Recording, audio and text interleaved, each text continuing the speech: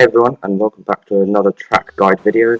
Now today we are here for the Monaco Grand Prix track.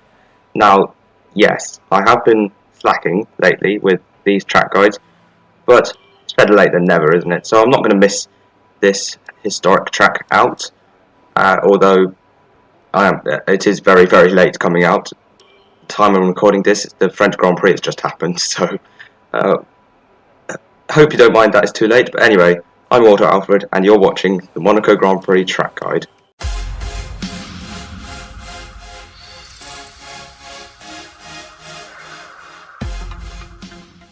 So, starting the slow lap for this guide around this circuit, what I like to do is, for a good exit out of the last corner, I take a wide line.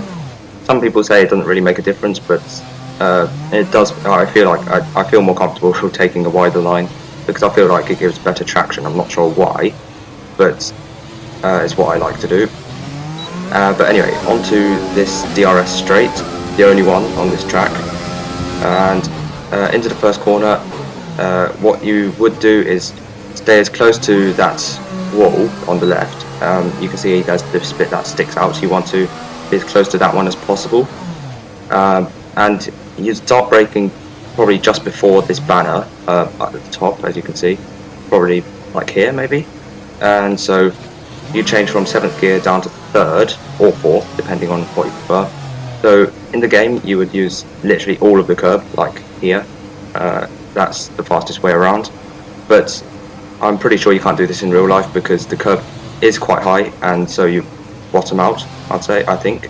So in real life they use half of it probably up to here, and anyway, exiting this corner, use all of the track, and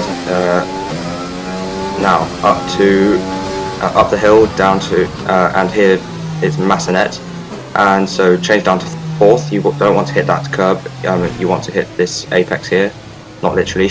And then Casino Square, get as close to the wall as possible. You have to avoid that bump in real life, but you don't have to do this in the game. So just reversing so then you can see the bump from the front view. You can see, yeah, it's right there. So you'd have to steer right to avoid it, because this, I'm pretty sure this would damage the car in some way, I'm not too sure. But anyway, into Mirabeau. This is 2nd gear in real life, but most of the time in the game I change down to 1st because I feel like this gives better rotation, but doesn't really make a difference in real life, I think. But anyway, here at the lowest hairpin, down to 1st gear. It's very tight hairpin, full lock, and you can use the inside curb if you feel that's better, but I don't, because I feel like having the rear tyre on the curb doesn't really give a good feeling on the car. As you can see, I hit the barrier, burst into it. But yes, in real life you can use the curb, but don't have to. For me, the line around here would be like here. That's probably a bit too wide, but anyway. Yeah, others, like esports drivers, I've seen them use that much curb. But anyway, moving on from this corner into the first part of 48, I think it is.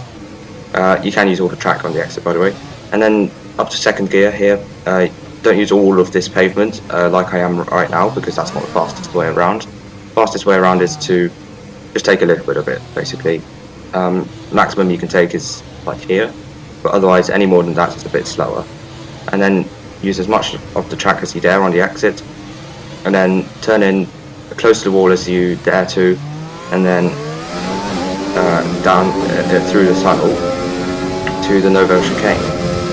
So for here, straight line of braking, down to 2nd gear in real life, 3rd gear in the game.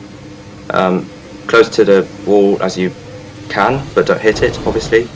And then in the game, this is the line. You just go straight over the yellow because that is the fastest way around. But in real life, you can't do this because you'll bottom out and hit the barrier and probably end up in the harbour if you're on Nikita Mazepin. But anyway, yeah, so in real life you'd basically just go round this yellow bit. It's frustrating, I have to admit, if I had to do this, literally. but you have to. So anyway, now into back. You don't really need to use the curb in real life, but you do in the game. Here, just take the shortest route, use the curbs. Now that second curb on the right, you can't really use all of it in real life, otherwise you'll probably rip your tyre off, I don't know. But anyway, you can do this in the game, so it's okay. But anyway, into the swimming pool chicane, fourth gear, get as close to the inside wall as possible, don't hit it, otherwise you'll just end up going straight over this curb and then into the barrier, over the pit wall. And then you can use that curb in the game, but not in real life, because that yellow bit would, as I said, put you straight over the pit wall. And so yeah, in the game you can, like this, it's okay. But anyway, into the second to last corner, Rascast, that's what it is called. So first gear in the game, but second gear in real life, because again, doesn't really seem to make much of a difference in terms of rotation. Get as close to the barrier as you dare, don't hit it, otherwise you'll just take yourself out and spin. And then onto the final corner. You can short shift to third if you wish, but you know, it's not necessary, and in real life it doesn't really make much of a difference. You can get away with rubbing that inside barrier, but well, I'm going very low speed, so if you do that, then it doesn't really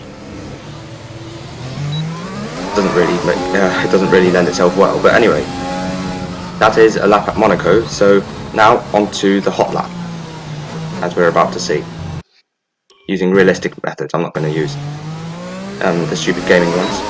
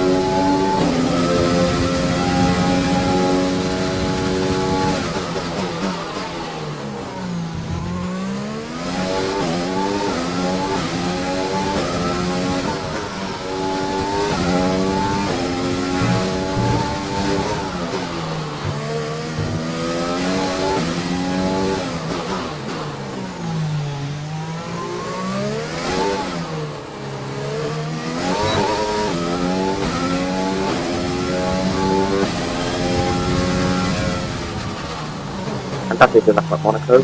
As I said before, this is using the lines and everything as realistically as possible, because you don't obviously use the yellow curb or use too much of the curb at turn 1, for example. But anyway, as you can see on the leaderboard, my personal best was a 108.3, and that put me 270 in the leaderboard, which is pretty impressive, and as you can see, much faster than everyone on my friends' leaderboards who had to use all assists. But anyway, that's irrelevant. What is relevant is, if you enjoyed the video, please give it a like and subscribe to the channel if you're new and want to see more content like this. I will be making other stuff as well, obviously. So be sure to subscribe, hit the bell icon to enable notifications, and I will see you guys next time for another track guide, possibly.